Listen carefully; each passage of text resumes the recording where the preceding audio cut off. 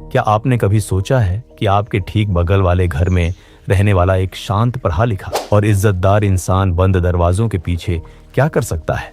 लेकिन 29 मार्च की रात उसके घर के अंदर कुछ ऐसा होता है जिसने पूरे देश की रूह कंपा दी। पुलिस घर का दरवाजा तोड़ती है। कमरा एकदम साफ है, कोई सुराग नहीं, कोई हथियार नहीं, लेकिन घर के कोने में एक फ्रिज रखा है। पुलिस का एक अफसर धीरे से उस फ्रिज का दरवाजा खोलता है और जो नजारा उसके सामने था वो उसने अपने पूरे पुलिस करियर में कभी नहीं देखा था।